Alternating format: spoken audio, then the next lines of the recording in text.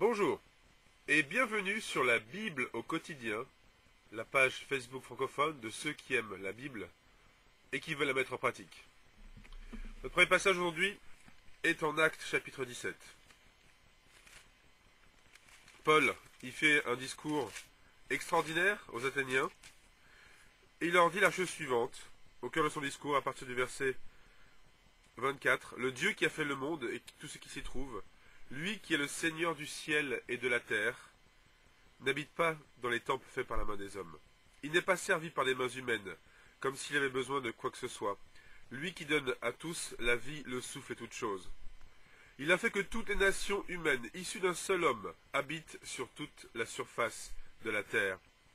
Il a déterminé les temps fixés pour eux et les bornes de leur demeure, afin qu'ils cherchent Dieu pour le trouver, si possible, en tâtonnant.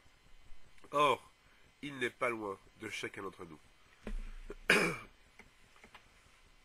Comme Paul l'explique dans ce passage, le but de l'homme sur terre, c'est de chercher Dieu, de rentrer en contact avec son Créateur, et ensuite de développer ce contact. Alors, est-ce que tu cherches Dieu?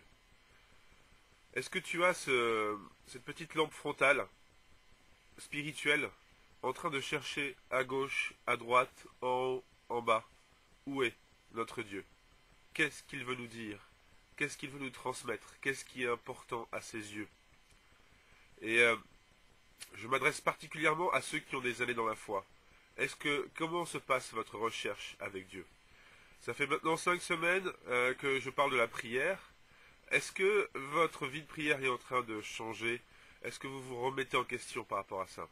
Surtout si on a des années dans la foi, on peut très vite rentrer dans des routines. Il faut vraiment lutter contre ça. Et se dire, mon but, c'est de chercher Dieu. Quel que soit mon âge, les situations, les circonstances, je dois continuer à chercher mon Dieu et à tâtonner. Parfois, il se révèle facilement. Parfois, il faut le chercher activement. Et notre quête n'aura de fin qu'au moment de la résurrection. Donc oui, mettez cette lampe frontale, si vous ne l'avez pas encore, spirituelle, et allons-y, cherchons Dieu tous ensemble. En tout cas, une des meilleures façons de le chercher, c'est de chercher à prier notre Dieu de la meilleure façon qui soit. Alors, je voulais faire une remarque par rapport à la notion de compartimenter, de segmenter, si vous voulez, la prière. Et évidemment, il y a des jours où on va prier de manière naturelle et on va laisser au fil des pensées, au fil de l'Esprit Saint, au fil des émotions, couler notre prière. Et c'est important d'avoir de tels moments. Mais bien souvent, on a besoin de mettre une structure dans notre prière pour devenir des experts. Et je voudrais m'appuyer sur ce passage lu par Stéphane Béguin dimanche dernier à l'église de Bruxelles et que je salue au passage parce que c'était vraiment un bon message qu'il a fait et un passage très judicieusement choisi. C'est pourquoi, donc excusez-moi, 1 Corinthiens 14 verset 13, c'est pourquoi que celui qui parle en langue prie afin de pouvoir interpréter. Car si je prie en langue, mon esprit est en prière, mais mon intelligence demeure stérile. Que faire donc?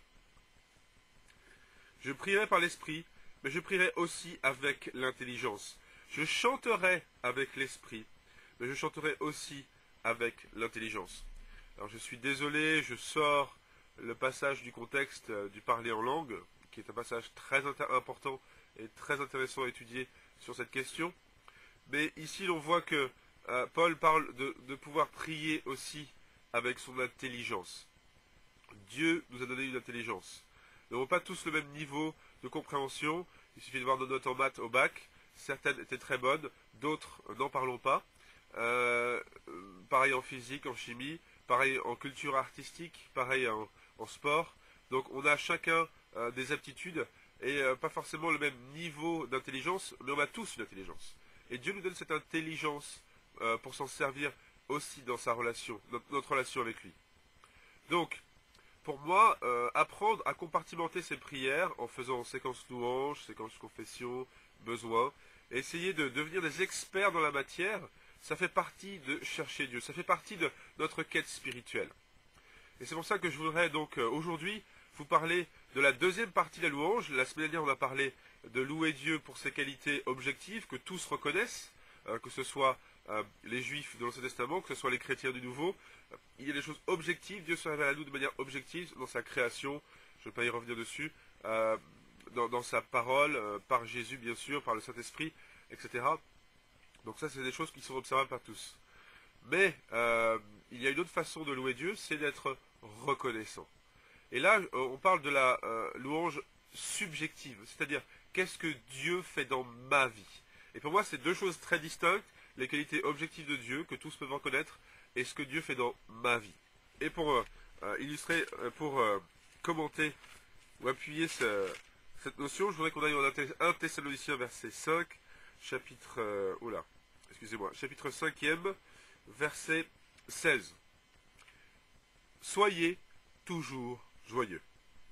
Verset 17, priez sans cesse. Verset 18, en toutes circonstances, rendez grâce, car telle est à votre égard la volonté de Dieu, en Christ Jésus. Donc, j'aime beaucoup le style parfois lapidaire de Paul, en tout cas dans cet épître. Là, on a une petite mitraille spirituelle, un petit verset, une petite impulsion, exhortation, inspiration, et après on expire. Alors, priez sans cesse, évidemment, ça on en reparlera une autre fois, mais en toutes circonstances, rendez grâce, et soyez reconnaissants. Et donc bien sûr, on peut être reconnaissant encore une fois pour les choses objectives, le salut, le baptême, mais aussi développer une reconnaissance intime et profonde. Et pour cela, j'ai l'outil qu'il vous faut, qui est un peu choquant, qui va vous surprendre, mais restez avec moi jusqu'au bout, pour comprendre le raisonnement, et j'espère un outil extraordinaire pour vous pousser à la reconnaissance, comme jamais vous l'avez été auparavant.